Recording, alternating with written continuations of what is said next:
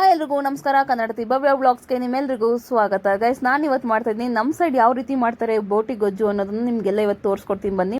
ಮೊದಲಿಗೆ ರಾತ್ರಿನೇ ಕಡಲೆಕಾಳು ಮತ್ತು ಹೆಸರು ಕಾಳು ಎರಡನ್ನೂ ಕೂಡ ನೆನೆಸಿಟ್ಕೊಂಡಿದ್ದೀನಿ. ಅದೇ ರೀತಿ 1-2 ಸ್ಪೂನಷ್ಟು ಶುಂಠಿ ಬೆಳ್ಳುಳ್ಳಿ ಪೇಸ್ಟು, 1-2 ಸ್ಪೂನಷ್ಟು ಕಡಲೆ, 1 ಸ್ಪೂನಷ್ಟು ಗಸಗಸೆ, 1 ಟೊಮೊಟೊ, 1-2 ಚಕ್ಕೆ, ಲವಂಗ, ಈರುಳ್ಳಿ, 1 ಕಪ್ಪಷ್ಟು ಕಾಯಿ, ಕೊತ್ತಂಬರಿ, 1-2 ಕಡ್ಡಿಯಷ್ಟು ಪುದೀನ ಇಷ್ಟು ತೊಗೊಂಡಿದ್ದೀನಿ. ನಾನು ಮೊದಲಿಗೆ ಇಲ್ಲಿ ಬೋಟಿ ಅದರಲ್ಲಿ ಕರಳು ಅದೆಲ್ಲ ಬರುತ್ತೆ, ಅದನ್ನೆಲ್ಲ ಮೊದಲೇ ಬೇಯಿಸಿ ಇಟ್ಕೊಬಿಟ್ಟಿದ್ದೀನಿ. ಒಂಚೂರು ಅರಿಶಿನ ಹಾಕ್ಬಿಟ್ಟು, ಅರಿಶಿನ 1-2 ಲೋಟ ನೀರು ಹಾಕ್ಬಿಟ್ಟು ಮೊದಲೇ ಬೇಯಿಸಿ ಇಟ್ಕೊಂಡಿದ್ದೀನಿ. 5-6 ವಿಸಿಲ್ ಕೂಗಿಸ್ಕೊಳ್ಳಿ ಮೊದಲು. ನಂತರ ಇಲ್ಲಿ ಒಂದು ಕಡೆ ಕುಕ್ಕರ್ ಇಟ್ಕೊಂಡು ಆ ಕುಕ್ಕರ್ಗೆ ಎಣ್ಣೆ, ಅದೇ ರೀತಿ ಈರುಳ್ಳಿ ಎಲ್ಲನೂ ಚೆನ್ನಾಗಿ ಫ್ರೈ ಮಾಡ್ಕೊಂಡಾದ ನಂತರ ಈಗೇನು ನೆನೆಸಿಟ್ಕೊಂಡಿದ್ರ ನೈಟೇನೆ ಕಡಲೆಕಾಳು ಮತ್ತು ಹೆಸರು ಕಾಳು ಅದನ್ನು ಹಾಕ್ಕೊಂಡು ಅದನ್ನು ಕೂಡ ಚೆನ್ನಾಗಿ ಫ್ರೈ ಮಾಡ್ಕೊಳ್ಳಿ. ಅಂದರೆ ಅದು ಹಬೆ ಎಲ್ಲ ನೀಟಾಗಿ ಬರ್ತಾ ಇರಬೇಕು, ಆ ರೇಂಜಿಗೆ ಚೆನ್ನಾಗಿ ಫ್ರೈ ಮಾಡ್ಕೊಳ್ಳಿ.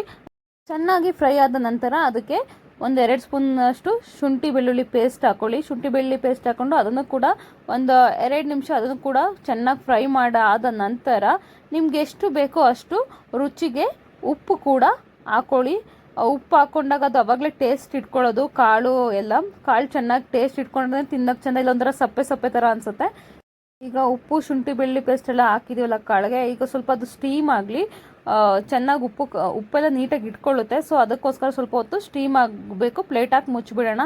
ಈಗ ನಾವು ರುಬ್ಕೊಳ್ಳೋದಕ್ಕೆ ಏನೇನು ಬೇಕು ಅದನ್ನು ತಗೊಳ್ಳೋಣ. ಮೊದಲಿಗೆ ನಾವು ಅಲ್ಲೇನು ಕಾಯಿ, ಕಡಲೆ, ಚಕ್ಕೆ, ಲವಂಗ, ಟೊಮೊಟೊ, ಒಂದು ಸ್ವಲ್ಪ ಪುದೀನ, ಕೊತ್ತಂಬರಿ ಎಲ್ಲ ತೋರಿಸಿದ್ವಲ್ಲ, ಮತ್ತು ಇದು ಗಸಗಸೆ ಎಲ್ಲ ಅವೆಲ್ಲವನ್ನು ಹಾಕ್ಕೊಂಡು ರುಬ್ಕೊಳ್ಳೋಣ.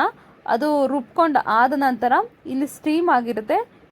ಈಗ ಇದಕ್ಕೆ ನಾವೇನು ಬೇಯಿಸಿಟ್ಕೊಂಡಿದ್ದೀವಲ್ಲ ಬೋಟಿ, ಅದನ್ನೆಲ್ಲ ಕೂಡ ಹಾಕ್ಕೊಂಡು ಈಗ ಚೆನ್ನಾಗಿ ಮಿಕ್ಸ್ ಮಾಡ್ಕೊಳ್ಳೋಣ. ನಿಜವಾಗ್ಲೂ ಅದು ಬೆಂದಾದ್ಮೇಲೆ ಅದು ಒಂಥರ ಸ್ಮೆಲ್ ತಗೊಳ್ಳೋದಕ್ಕೆ ಒಂಥರ ಸಖತ್ತಾಗಿರುತ್ತೆ. ಯಾರ್ಯಾರಿಗೆ ಇಷ್ಟನೋ ಬೋಟಿ ಗೊಜ್ಜು ಗೊತ್ತಿಲ್ಲ, ನನಗಂತೂ ಸಿಕ್ಕಾಪಟ್ಟೆ ಇಷ್ಟ.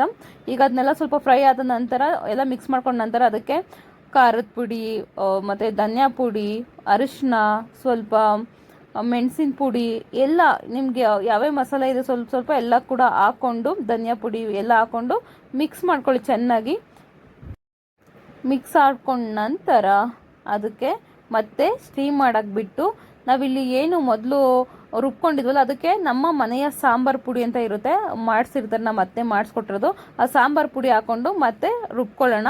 ರುಬ್ಕೊಂಡಾದ ನಂತರ ಈಗ ಇದು ಚೆನ್ನಾಗಿ ನೋಡಿ, ಹಿಂಗೆ ಡ್ರೈ ತಿನ್ನೋಕ್ಕೆ ಸಕ್ಕತ್ತಾಗಿರುತ್ತೆ. ಆ್ಯಕ್ಚುಲಿ ಡ್ರೈ ಬೇಕಾದ್ರೆ ಮಾಡ್ಕೋಬೋದು, ನಮಗೆ ಮುದ್ದೆಗೆ ಬೇಕಾಗಿರೋದು, ಅದಕ್ಕೋಸ್ಕರ ನಾವು ಮುದ್ದೆಗೆ ಮಾಡ್ಕೊತೀವಿ. ತೆಳ್ಳಗೆ ಮಾಡ್ಕೊಳ್ತೀವಿ. ಸ್ವಲ್ಪ ನಾವು ತೆಳ್ಳ ಅಂದರೆ ಫುಲ್ ತೆಳ್ಳ ಅಲ್ಲ, ಸ್ವಲ್ಪ ನಮಗೆ ಕನ್ಸಿಸ್ಟೆನ್ಸಿ ಇರುತ್ತೆ. ಇದಕ್ಕೆ ಸ್ವಲ್ಪ ಗಟ್ಟಿಗೆ ಕನ್ಸಿಸ್ಟೆನ್ಸಿ ಇರುತ್ತೆ. ಮುದ್ದೆಗೆ ಹೆಂಗೆ ಬೇಕೋ ಹಂಗೆ ಮಾಡ್ಕೊಳ್ತೀವಿ ನಾವು. ಈಗ ರುಬ್ಬಿರೋ ಮಸಾಲ ಫುಲ್ ಹಾಕ್ಕೊಂಡು ಹಿಂಗೆ ನೋಡಿ ಈ ಥರ ಫ್ರೈ ಮಾಡಿಕೊಂಡ್ರೆ ನೋಡಿ ಏನು ಸಕ್ಕತ್ತಾಗಿರುತ್ತೆ ಗೊತ್ತಾ. ತಿನ್ನೋದಕ್ಕಂತ ಮುದ್ದೆ ಜೊತೆಗಂತೂ ಸಕ್ಕತ್ತಾಗಿರುತ್ತೆ. ಅದಕ್ಕೆ ಕೊನೆಗೆ ರುಚಿಗೆ ಎಷ್ಟು ಬೇಕಷ್ಟು ನೋಡ್ಕೊಂಡು ಟೇಸ್ಟ್ ನೋಡ್ಕೊಂಡು ರುಚಿಗೆ ತಕ್ಕಷ್ಟು ಉಪ್ಪು ಹಾಕ್ಕೊಳ್ಳಿ. ಕರೆಕ್ಟಾಗಿದ್ದರೆ ಓಕೆ, ಫಸ್ಟು ಉಪ್ಪು ಹಾಕ್ಕೊಂಡಿರ್ತೀರಾ, ಇಲ್ಲಾಂದರೆ ಇನ್ನೊಂದು ಸ್ವಲ್ಪ ಉಪ್ಪು ಹಾಕ್ಕೊಳ್ಳಿ. ಅದೇ ರೀತಿ ಕೊನೆಗೆ ಸ್ವಲ್ಪ ಕಾಯಿ ಉದುರಿಸಿ, ತುರಿದಿರೋ ಕಾಯಿ ಹಾಕ್ಬಿಟ್ಟು ಮುಚ್ಚಿ ಕ್ಲೋಸ್ ಮಾಡಿ ಬರೀ 2 ವಿಸಿಲ್ ಕೂಗಿಸ್ಕೊಳ್ಳಿ ಸಾಕು. ಯಾಕಂದರೆ ನೀವು ಮೊದಲೇ ಅಲ್ಲಿ ಬೋಟಿ ಎಲ್ಲ ಬೆಂದಿದೆ, ಜಸ್ಟ್ ಕಾಳುಗೋಸ್ಕರ ಅಷ್ಟೇ, ಕಾಳು ಬೇಯಲಿ ಅಂತ. ಕಾಳು ಬೇಯ್ದಾದ ನಂತರ ನೋಡಿ ಈಗ ಏನು ಸಕ್ಕತ್ತಾಗಿದೆ ಗೈಸ್. ಮುದ್ದೆಗೆ ನನಗೆ ಎಷ್ಟು ಬೇಕೋ ಅಷ್ಟು ಸ್ವಲ್ಪ ತೆಳ್ಳಗೆ ಮಾಡ್ಕೊಂಡಿದ್ದೀವಿ. ನೀವು ಸ್ವಲ್ಪ ಬರೀ ಕಾಳುಗೊಜ್ಜು ಥರ ಇರಬೇಕಂದ್ರೆ ಸ್ವಲ್ಪ ಗಟ್ಟಿ ಕೂಡ ಮಾಡ್ಕೊಬೋದು. ಯಾರ್ಯಾರು ಮುದ್ದೆಲಿ ತಿಂದು ಟೇಸ್ಟ್ ಮಾಡಿಲ್ಲ ಅವರಂತೂ ಒಂದ್ಸಲನಾದ್ರು ಟ್ರೈ ಮಾಡಿ, ನಿಜವಾಗ್ಲೂ ಸಕ್ಕತ್ತಾಗಿರುತ್ತೆ. ಮುದ್ದೆ, ಅನ್ನ, ಚಪಾತಿ ಏನದಕ್ಕಾದ್ರೂ ಹಾಕ್ಕೊಂಡು ತಿನ್ಬೋದು. ಆಲ್ರೆಡಿ ಇಲ್ಲಿ ನನ್ನ ಮಗಂಗೆ ಹಾಕ್ಕೊಡ್ತೀನಿ. ಪ್ಲೀಸ್ ನನ್ನ ಚಾನಲ್ನ ಸಬ್ಸ್ಕ್ರೈಬ್ ಮಾಡೋದು ಮರಿಬೇಡಿ. Please support.